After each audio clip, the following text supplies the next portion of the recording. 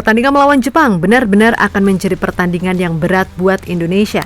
Meskipun begitu, skuad Garuda nggak usah terlalu minder dalam menatap laga ini. Sebab bagaimanapun, peluang untuk bisa menciptakan kejutan masih ada. Dan buat Jepang sendiri, absennya Mitoma jelas membuat kreasi serangan kini bertumpu pada Takefusa Kubo, di mana pemain yang main di La Liga bersama Real Sociedad itu benar-benar diharapkan bisa menjadi pembeda bagi tim Samurai Biru. Nah, di satu sisi, Kubo sendiri kemungkinan besar akan berhead-to-head dengan Justin Hubner. Tentu bila ukurannya adalah pengalaman, maka Hubner ini masih kalah karena ia belum pernah main di level teratas sepak bola Eropa. Namun jangan khawatir, karena di lini belakang masih ada Jordi Amat, yang bagaimanapun pernah punya pengalaman main di La Liga. Untuk itu, Jordi sendiri sedikit banyak pahamlah tentang karakter pemain-pemain yang merumput di Spanyol. Dan pastinya Jordi akan memberikan tips-tips tertentu bagi Justin agar ia setidaknya bisa meredam eksplosivitas dari Kubo.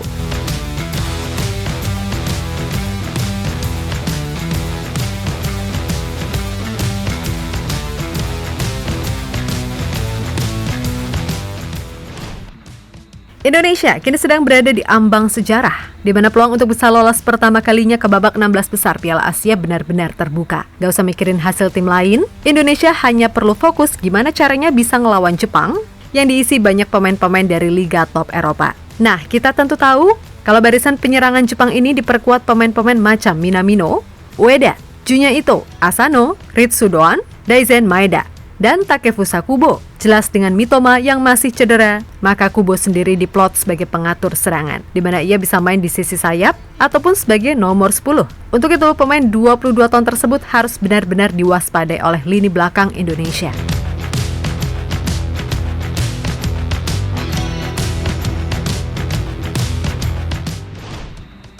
Ya, melihat nanti jalannya pertandingan, kemungkinan besar Justin Hubner yang bertipe agresif akan ditugaskan Coach Shin buat menjaga Kubo. Jelas secara pengalaman, Kubo masih di atas Justin. Namun bukan berarti kapten tim U21 Wolf itu akan mudah dikalahkan. Untuk itu, Justin kemungkinan besar akan meminta saran dari Jordi Amat yang bagaimanapun punya jam terbang tinggi di liga-liga top Eropa. Yap, Jordi yang lama main di La Liga dan IPL pernah berujar jika ia akan memberikan segalanya yang ia tahu kepada rekan-rekannya di timnas. Dan sudah pasti Jordi akan memberikan tips-tips tertentu kepada Justin tentang gimana karakter pemain yang main di La Liga. Sudah 12 tahun saya berkecimpung di dunia sepak bola profesional. Saya pernah bermain di La Liga dan Premier League. Jadi saya memiliki banyak pengalaman dan pengetahuan yang bisa dibagikan kepada pemain lain di tim nasional. Ucap Jordi dilansir dari Kompas.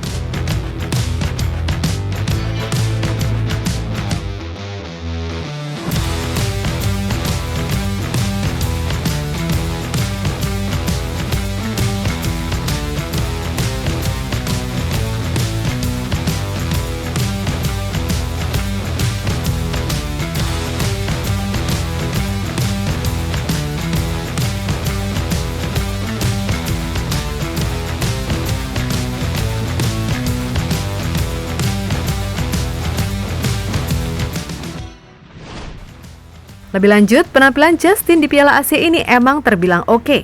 Bahkan ia masuk ke 8 Best 11 pekan kedua Piala Asia.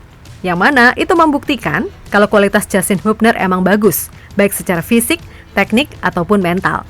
Ingat saat laga melawan Vietnam kemarin, berulang kali Justin sukses meredam permainan pasukan Nguyen dengan permainan kerasnya. Hebatnya, meskipun terlihat brabruk, namun pengambilan bola Justin ini sangat baik sehingga ia nggak dapat kartu. Intinya, Justin ini pemain yang mengutamakan otak ketika bermain.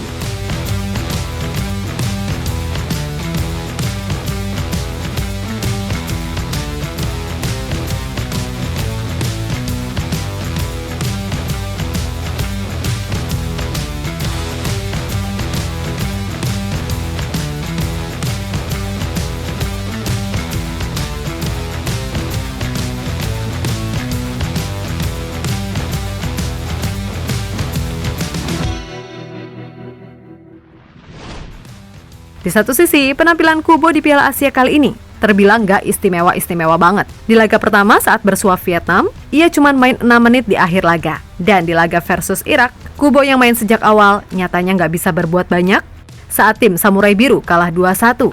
Di mana secara statistik Kubo yang main selama 61 menit gagal melepas satu shots pun. Artinya permainan pragmatis Irak mampu membuat Jepang frustasi hingga akhirnya kalah. Dan itulah yang sejatinya harus bisa diterapkan juga oleh Indonesia. Main bertahan, rapi, nggak panikan, nggak blunder, dan cepat saat transisi serta efektif di depan gawang.